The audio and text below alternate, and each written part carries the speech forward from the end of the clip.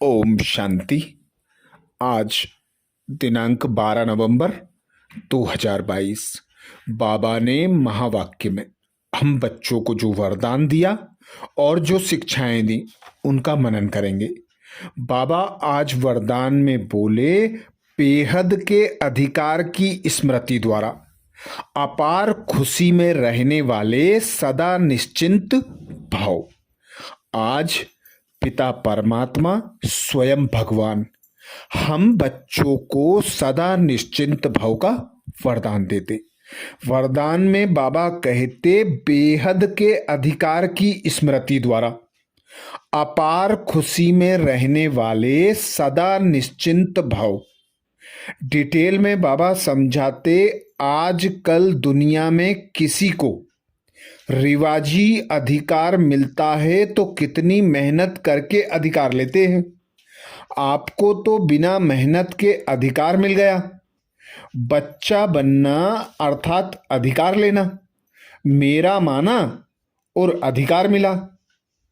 अर्थात संगम युग पर स्वयं भगवान निराकार पिता परमात्मा इस भारत भूमि पर आते अपनी हथेली पर बहिष्त लेकर, और हम बच्चों को मुख वंशावली एडॉप्ट करते। तो बाबा कहते, लौकिक में भी कोई बड़ा आदमी होता है, किसी को गोद लेता है, एडॉप्ट करता है, तो उसे भी नशा होता है कि मैं इतने बड़े माली आदमी का लड़का हूं। तुम तो स्वयं भगवान की संतान हो, तुम्हें बेहद का बाप बेहद की बादशाही देने आया है, तो तुम बच्चों को कितना खुश होना चाहिए, कितना नशा होना चाहिए। तो बाबा कहते, सदा यह अधिकार की स्मृति हो कि मैं विश्व महाराजन विश्व महारानी बनने वाली हूं। मुझे स्वयं भगवान ने आकर एडॉप्ट किया है, बेहद का बच्चा बनाया है, बेहद की बादशाही देने के लिए। तो जो बच्चे निश्चय बुद्धि होकर स्वयं पर निश्चय रखते, बाबा पर निश्चय रखते और ड्रामा पर निश्चय रखते, तो बाबा कहते, निश्चय वाले सदा विजयी होते हैं। निश्चय ही निश्चिंत रहने का आधार है, क्योंकि हमारी विजय भगवान ने कह दी निश्चित है। तो जब निश्चित है तो हम निश्चिंत भी रहेंगे। तो बाबा कहते, तुमने तो 2 शब्द में भगवान का सब कुछ ले लिया। मेरा बाबा कहा और वर्षे के अधिकारी बन गए। दिल से माना मेरा बाबा और पूरे वर्षे के अधिकारी बन गए। तो बाबा कहते, यही नशा हो कि मैं ऐसी आत्मा हूं जिसे स्वयं भगवान ने एडॉप्ट किया और स्वर्ग की बादशाही देने के लिए मुझे बाबा आए हैं। तो इतना निश्चय होना ही बच्चों को निश्चिंत बना देता है। आगे बाबा कहते, तो वाह मैं श्रेष्ठ अधिकारी आत्मा, इसी बेहद के अधिकार की खुशी में रहो। यह अविनाशी अधिकार निश्चित ही है। जहां निश्चित होता है वहां निश्चिंत भी रहते हैं। अर्थात बाबा ने बिना मेहनत के हमें स्वर्ग की बादशाही दे दी। आज कितनी मेहनत करते हैं तो विनाशी धन कमा पाते हैं, पर बाबा आकर हमें 21 जन्मों के लिए स्वर्ग की बादशाही देते। तो बाबा कहते, यह जो संगम युग है इसका भी गायन है। मौजों का युग है, मिलन का युग है, उत्सव का युग है, खुशी मनाने का युग है। तो तुम बच्चों को बेहद का बाप मिला बिना मेहनत के। बाप ने खुद आकर तुम्हें ढूंढा और तुम्हें अपने वर्षे का अधिकारी बनाया। तो कितना ना खुश होना चाहिए, कितना ना निश्चिंत रहना चाहिए। तो बाबा कहते, अपने भाग्य पर इतराओ कि मैं श्रेष्ठ अधिकारी आत्मा हूं। इस नशे में रहो, इस खुशी में रहो। यह अविनाश अविनाशी अधिकार ही बाबा कहते तुम बच्चों को निश्चित मिला हुआ है, और यही निश्चित बात पर निश्चय होना निश्चिंत बना देता है। जब हम देखते हैं कोई कार्य रोज करते हैं तो हमें उसका अभ्यास हो जाता है, पर यदि कल का कार्य हमने किया नहीं है तो कल की चिंता सताती है। और यदि हम एक दिन पहले ही 4-5 दिन का काम कर दें तो हम 5 दिन के लिए निश्चिंत हो जाते हैं। तो ऐसे ही हमने माना मेरा बाबा, हमने कहा मेरा बाबा, तो बाबा का जो वर्षा है, स्वर्ग की बादशाही है, वह हमें मिली की मिली। तो स्वयं भगवान कहते कि तुम बच्चों को बेहद का अधिकार निश्चित मिला हुआ है। तो इस बात पर निश्चय बुद्धि बनकर निश्चिंत रहना है, मौज में रहना है, खुशियां मनाना है, अपने श्रेष्ठ भाग्य को सदा स्मृति में रखना है। स्लोगन में बाबा कहते सर्व की दुआओं से तीव्र गति की उड़ान भरो तो समस्याओं के पहाड़ को सहज ही क्रॉस कर लेंगे। सर्व की दुआओं से तीव्र गति की उड़ान भरो तो समस्याओं के पहाड़ को सहज ही क्रॉस कर लेंगे। कोई भी परिस्थिति आती है, कोई दुर्घटना हो जाती है, कोई समस्या आती है और हम उसमें बाल बाल बच जाते हैं। हम यही कहते कि किसी की दुआएं काम कर गईं। ऐसे ही बाबा कहते अभी इस संगम युग पर एक की पदम गुना प्राप्ति है। तो जब तुम सर्व आत्माओं के प्रति शुभ भावना, शुभ कामना रखते, सर्व के प्रति शुभ चिंतन चलाते, शुभ चिंतक बनकर विश्व का कल्याण करते, तो बाबा कहते तुम्हें भी सर्व आत्माओं की दुआएं मिलती हैं। बड़े से बड़ी पहाड़ जैसी समस्या भी रुई के समान बन जाती है, क्योंकि तुम दुआओं के झूले में उड़ते हो। तो जो बच्चे दुआओं की उड़ान भरते, उनके आगे बड़ी से बड़ी पहाड़ जैसी समस्याएं भी राई के समान अनुभव होती, वे स्वतः और सहज क्रॉस कर लेते हैं। आज बाबा ने महावाक्य में हम बच्चों को जो शिक्षाएं दी उनका मनन करेंगे। बाबा बोले मीठे बच्चे, एक दो को दुख देना घोष्ट का काम है, तुम्हें किसी को भी दुख नहीं देना है। राम राज्य में यह घोष्ट अर्थात रावण होता नहीं। बाबा सदा हमें कहते तुम बच्चों को मैं रावण के राज्य से मुक्त कराकर राम राज्य में ले जाने आया हूं। तो बाबा आज बताते राम के राज्य में कोई घोष्ट अर्थात रावण, रावण अर्थात काम, क्रोध, लोभ, मोह, अहंकार, घृणा, द्वेष इत्यादि होते नहीं। वहां एक दो को कांटा लगाते नहीं। वह है फूलों का बगीचा, उसे गार्डन ऑफ अल्लाह कहते हैं। तो बाबा कहते हैं तुम बच्चों को वहां जाने का पुरुषार्थ अभी करना है, अभी वहां जाने के लायक बनना है। तो एक दो को दुख नहीं देना है, क्योंकि दुख देना है असुरों का काम, आसुरी मति वालों का काम। तुम हो ईश्वरीय मत वाले, तो ईश्वर की श्रीमत पर चलना है, किसी को दुख नहीं देना है। बाबा कहते दुख देना राम राज्य में होता ही नहीं है। तो यहीं से खुद भी खुश रहना है, खुशियां बांटना है, किसी को कांटा नहीं लगाना है।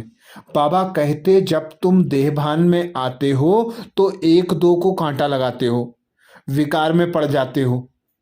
तो खुद को आत्मा अनुभव करना, आत्म अभिमानी होकर रहना, सर्व आत्माओं को आत्मा भाई होकर देखना, एक पिता परमात्मा को साथी सहयोगी बनाकर रखना। बाबा यही पुरुषार्थ बताते सतयुग की बादशाही लेने का। आज बाबा कहते तुम जानते हो, बाबा यह जो नॉलेज देते हैं यह सब धर्म वालों के लिए है, बाकी सबका बुद्धि योग उस भगवान बाप से टूटा हुआ है। घोष्ट बुद्धि योग लगाने नहीं देते हैं और ही बुद्धि योग तोड़ देते हैं। बाबा आकर घोष्ट पर जीत पहनाते हैं। आजकल दुनिया में रिद्धि सिद्धि वाले बहुत हैं, एक दो को दुख देते हैं। यह है ही घोष्टों की दुनिया। काम रूपी विकार है तो एक दो को आदि मध्य अंत दुख देते हैं। एक दो को दुख देना बाबा कहते घोष्ट का काम है। सतयुग में घोष्ट होगा ही नहीं। घोष्ट नाम बाइबिल में चला आता है। रावण माना घोष्ट, राम राज्य में घोष्ट होता ही नहीं है। जय जयकार हो जाती है, वहां सुख घनेरे होते हैं, अर्थात दुख का नामो निशान नहीं होता। गीत सुनाया बाबा ने, तूने रात गवाई सोई के, दिन गवाया खाई के। आगे बाबा कहते यह सभी ड्रामा के ऊपर आधार रखना पड़ता है। जो भी चित्र आदि निकलते हैं, शास्त्र निकले हैं, बाबा कहते ड्रामा अनुसार ही निकले हैं। ब्रह्मा का दिन था, फिर भक्ति मार्ग शुरू हुआ, वह चला आ रहा है। यह राजयोग बाबा आकर ही सिखाते हैं। यह स्मृति रखना चाहिए। बाबा कहते हैं अपनी घोट तो नशा चढ़े, परंतु बुद्धि योग बाबा में लगा होना चाहिए। बाबा के साथ खुद को अनुभव करने वाले, खुद को आत्मा अनुभव करते, निराकार पिता परमात्मा की याद में रहते। यहाँ तो बहुतों का बुद्धि योग लटका हुआ होता है पुरानी दुनिया के मित्र संबंधी आदि की तरफ, या देह अभिमान में फंसे रहते हैं। थोड़ा बीमारी होती है तो बाबा कहते चिल्ला पड़ते हैं, मर पड़ते हैं। अरे योग में रहेंगे तो दर्द भी कम हो जाएगा। बाबा की श्रीमत है, या तो कर्म भोग योग से चुकतू करो या फिर भोग ना भोगो। योग नहीं तो बीमारी कैसे छूटे। ख्याल करना चाहिए, मात पिता जो पावन बनाते हैं वही फिर सबसे पहले पतित भी बनते हैं। उनको बहुत भोगना भोगनी पड़ती है, परंतु योग में रहने कारण बीमारी हट जाती है। नहीं तो उनकी भोगना बाबा कहते सबसे जास्ती है, परंतु योग बल से दुख दूर हो जाते हैं और बहुत खुशी में रहते हैं। बाबा से हम स्वर्ग के सुख घनेरे लेते हैं। बहुत बच्चे हैं जो बीमारी में एकदम मूर्छित हो जाते हैं, सुरजित नहीं होते, तो समझते हैं यह देह अभिमान में लटकते रहते हैं। अपने को आत्मा समझते नहीं। सारा दिन देह में ध्यान होता है, जैसे मरे पड़े हैं। बाबा आकर कब्र से उठाए, ज्ञान की टिकलू टिकलू सिखाते हैं। बाबा कहते तुम्हें ज्ञान की बुलबुल बनना है। छोटी बच्चियों को खड़ा किया है। बाहर में जो बच्चे मात पिता का सो करते हैं, लोक परलोक सुहेल होता है ना, यह भी तुम देखेंगे। छोटी छोटी बच्चियां बाबा कहते माँ बाप को ज्ञान देंगी। कुमारी का मान होता है, कुमारी को सब नमन करते हैं। शिव शक्ति सेना में बाबा कहते सब कुमारियां हैं। भल माताएं भी हैं, परंतु वह भी कहलाती तो कुमारी है ना। छोटी बच्चियां बड़ों का सो करती हैं। कोई बहुत अच्छी बच्चियां हैं बाबा कहते, परंतु मोह है वह सत्यानाश कर देता है। मोह बड़ा खराब है, जैसे बंदर बंदरी बना देता है। तुम जानते हो बंदरी में कितना मोह होता है। यह मोह का भी भूत है, बाप से बेमुख कर देते हैं। इनसे ही अक्षर मिलते हैं मात पिता। वास्तव में मंदिर में राधे कृष्ण दिखाते हैं। श्री कृष्ण के साथ राधे का नाम गीता में तो है नहीं। श्री कृष्ण की महिमा अलग है। सर्वगुण संपन्न, 16 कला संपूर्ण, संपूर्ण निर्विकारी, मर्यादा पुरुषोत्तम, अहिंसक। परमात्मा की महिमा अलग है। शिव की आरती में बहुत महिमा करते हैं। बाबा कहते परंतु अर्थ कुछ भी नहीं जानते। पूजा करते करते थक गए हैं, तुम जानते हो। मम्मा बाबा और हम ब्राह्मण सबसे जास्ती पुजारी बने। बाबा आकर हमको भक्ति का फल ज्ञान देते हैं। इसीलिए बाबा कहते देह अभिमान को तोड़ना है। बाबा को याद कर बहुत खुशी में रहना है, क्योंकि मात पिता से ही सुख घनेरे मिलते हैं। इसीलिए बाबा कहते यह कोई नहीं जानते कि वह माता पिता भी है, टीचर भी है तो गुरु भी है। महिमा तो करते हैं ना। तुम मात पिता, हम बालक तेरे, तुम्हारी कृपा से सुख घनेरे। तो भाई बहन हो गए ना।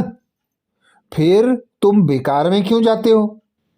हम फिर से उनके बालक बनते हैं और जानते हैं भल घर में रहते हैं परंतु याद उनको ही करते हैं। हम ब्रह्मा की औलाद आपस में भाई बहन हैं, और जब शिव बाबा को याद करते तो आत्मा भाई भाई हो जाते। तो जब भाई भाई हो जाते तो विकार का नामो निशान आ नहीं सकता। अच्छा, ये थे बाबा के महावाक्य। ओम शांति।